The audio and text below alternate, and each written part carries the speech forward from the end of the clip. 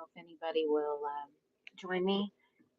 Prominently, as per usual, for a lot of my videos, is my steering wheel here because I'm in my car.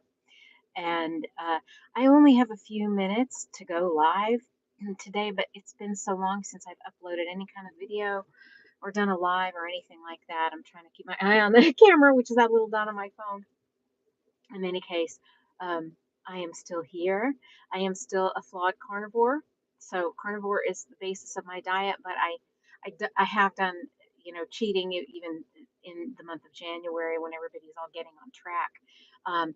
There's just been a lot of stress, and I know that it's not really an excuse, but I'm flawed and I never claim perfection.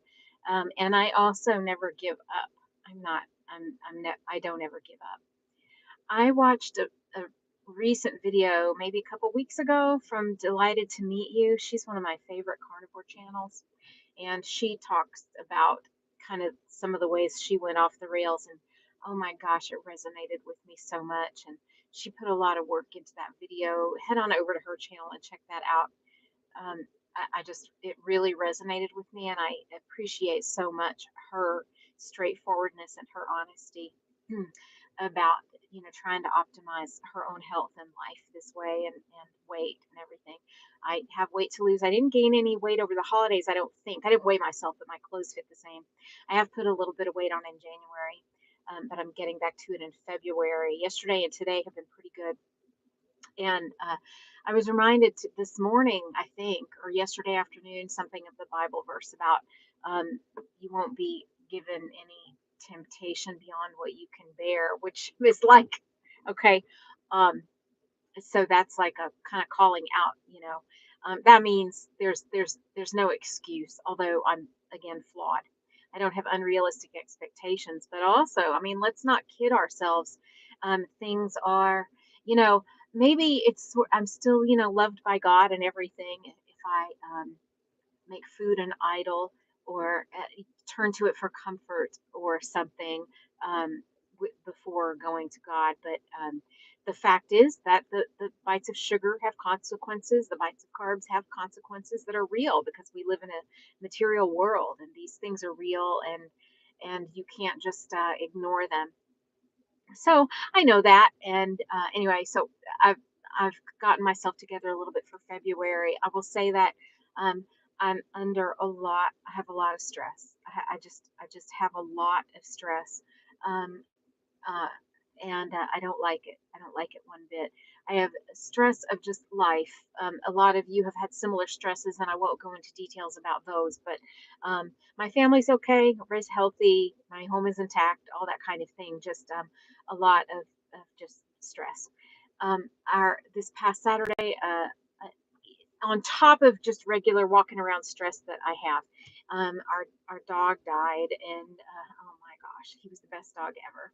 Frodo was his name, and we got him in May of 2013. He was about 2 years old then, so we had a good 10 and a half years with this beautiful, amazing, best dog ever. He was the best dog. I loved him. Thank you so much, Johnny. He was a good dog, and he deserved all three of those hearts. And he had been having seizures for a couple of years and had been under the care of a fantastic vet.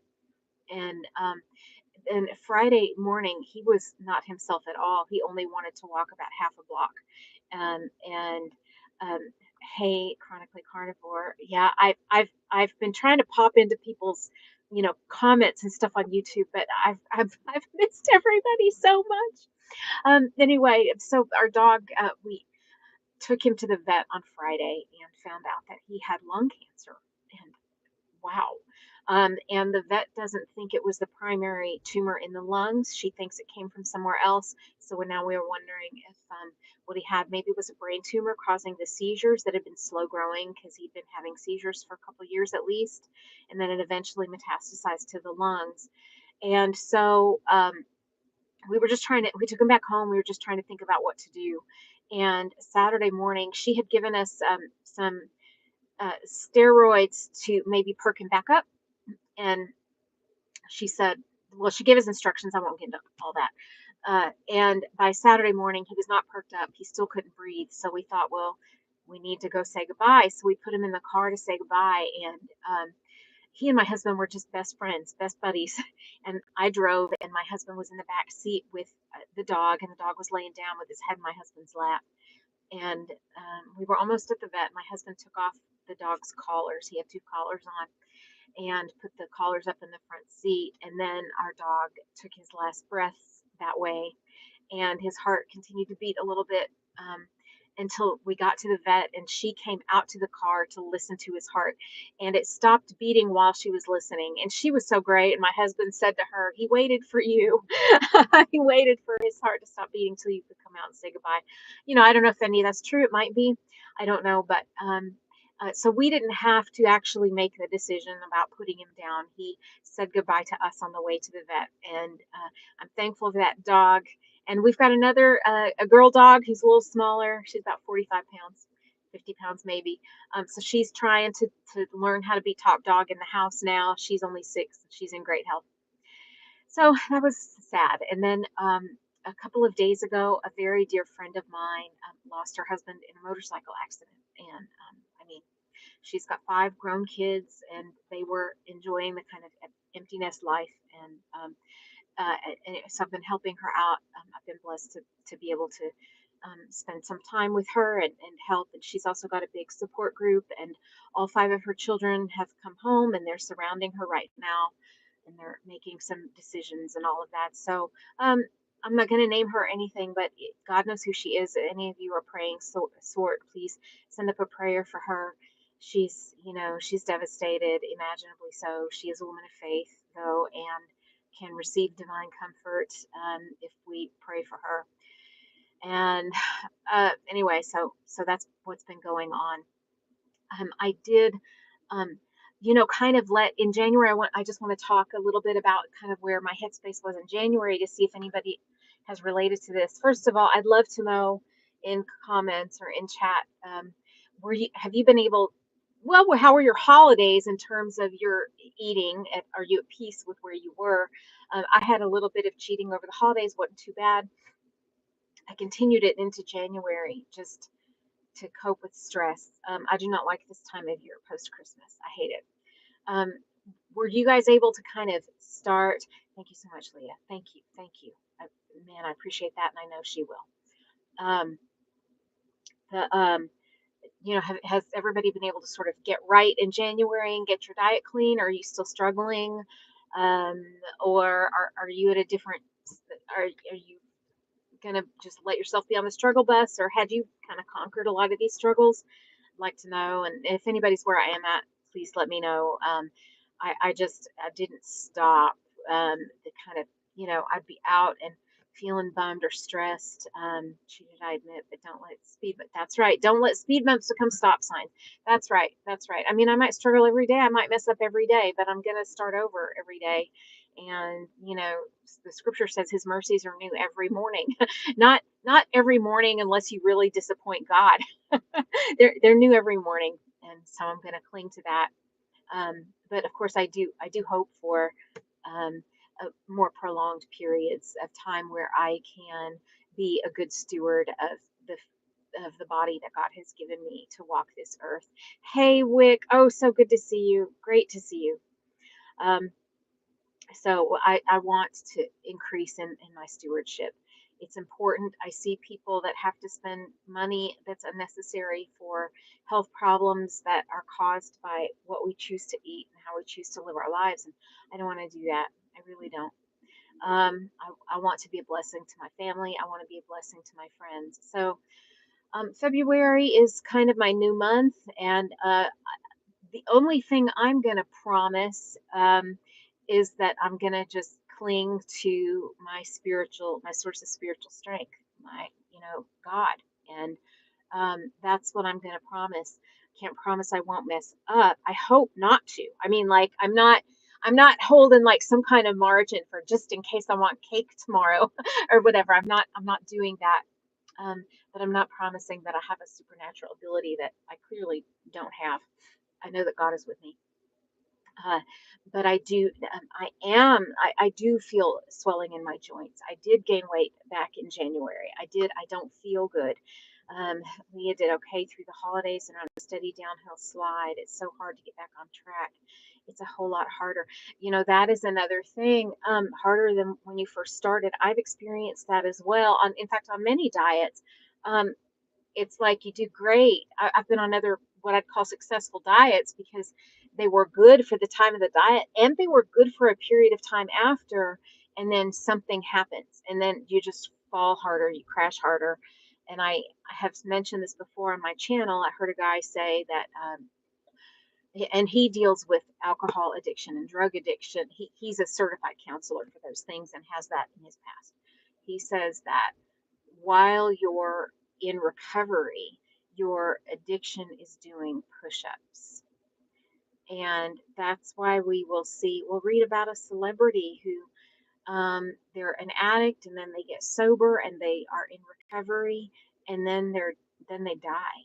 I mean, then suddenly there's a headline that they die, and everybody says, "Oh, he was in recovery. He was doing so good," or whatever. But he probably was not doing good, or she, or whomever. Um, it's because you must stay ever vigilant. And I, while physical the addiction to food is different than other things. First of all, like you can stop drinking alcohol and you'll be better off. You don't need alcohol. You don't need drugs. I mean, those recreational drugs. You don't need those. But you need food. Um, and also, let's see, I had to come to emotional terms with my food addiction. Chronically Carnivore says, where I could stop the emotional eating. Recovery is a lifelong process. Yeah, yes, yeah, it is every day, and it is one day at a time. Those are factors that apply no matter what it is. And uh, I have to remember to tell myself that I'll still have the problem when I'm done with the cake or the cookie, and I'll have another problem. I mean, I'm just adding. Um, None of this makes sense. It doesn't ever make sense to go eat something unhealthy. There's no logic to it, but so I don't know why I think logic would help me out of it. But sometimes a variety of reminders, a variety of stopgaps, a variety of any kind of barrier we can put up in our ways in our way will help.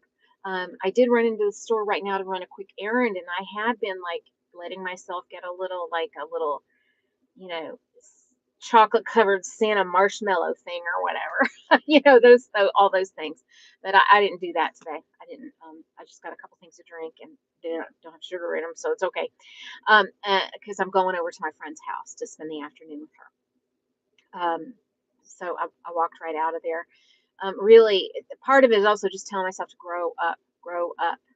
I don't need everything that pops into my head. I don't need to get anything that the minute I think I want it or need it. That's a maturity level, a maturity issue, a maturity problem. And so I do want to be really honest with myself about that. And again, if you haven't gone to watch Delighted to Meet You's video, I think it's one or two videos back. I can't remember. Her honesty is refreshing. And I mean, she just unfolded everything. And I wanted to cry. I was so thankful that she did that because it all resonated with me. It all sounded so familiar with me, including the shame, the embarrassment, the hiding, that even though you're with people who love you, you're just not living up to your own standards, and that's embarrassing. That's embarrassing. And the fact is that anytime I have accomplished something meaningful in my life that I needed to accomplish, it came with tremendous sacrifice. There's no getting around it for me. There's no getting around it. There's a lot of telling yourself, no, no, you can't have this if you want to achieve something. You can't. And I was going to do an edited video that I recorded, did cool edits and uploaded, but I don't have time for that right now. So I might just edit the description and title of this live later. But I was going to do, can HCG help me on the carnivore diet?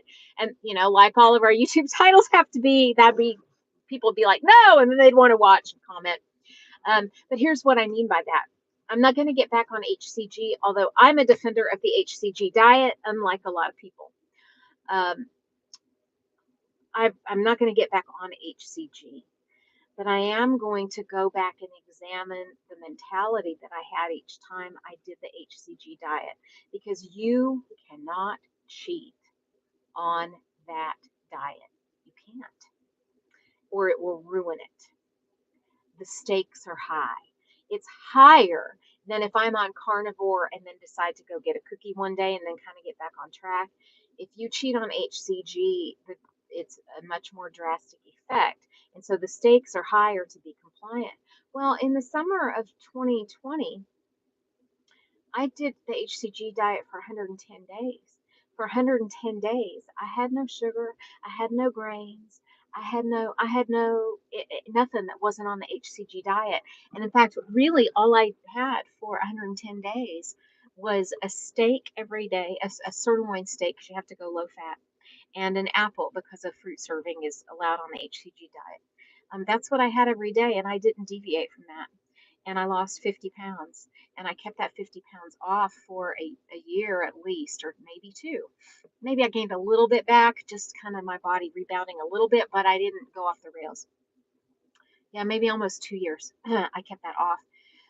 And I just got into that mindset. And so I thought, well, what if I don't take the actual HCG, that I get back into that mindset, which is just shutting off as even an option all those other things, shutting that off. For some reason, if it's carnivore, not HCG, my mind has allowed a little bit of a margin.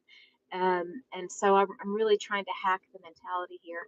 I'm going to go back. I am in an HCG group on Facebook, and I'm going to go back and look at some of my previous posts, my advice to other women on that diet, and that kind of thing, and kind of get back into that frame of mind.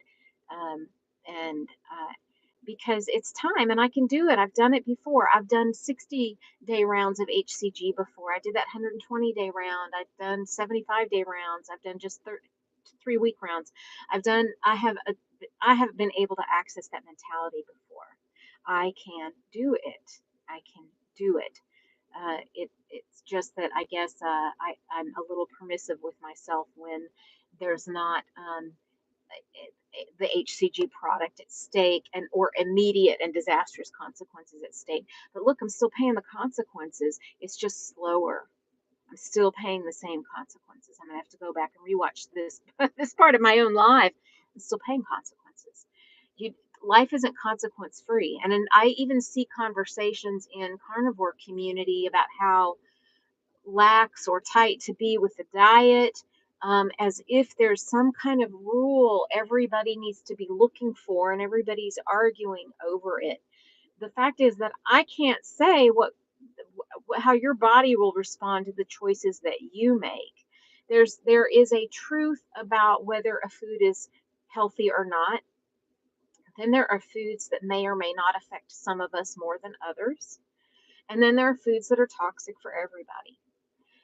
But how your body responds to those things, you can't, I can't say for you, but also your body's not lying to you. So somebody might say, oh, I can deal with a cookie now and then. Maybe you can, or maybe you're lying to yourself. I don't know. I can't say. Um, but there are people that say, oh, well, I think we should, once a week have a cheat meal. I've seen that. Well, okay, you can say that and you can have that philosophy and you can believe that. But what is the truth? Because your body doesn't go by a philosophy; it goes by a response to what it ingests, and it can't lie. I mean, so um, could I have something on a holiday? I could allow myself something on a holiday. Will I pay a price for it? I might. I might. So we should be honest with ourselves. And I also want to talk a little bit more about calories. Kelly Hogan talks about calories in terms of tracking, and then other people talk about calories in a horrified manner.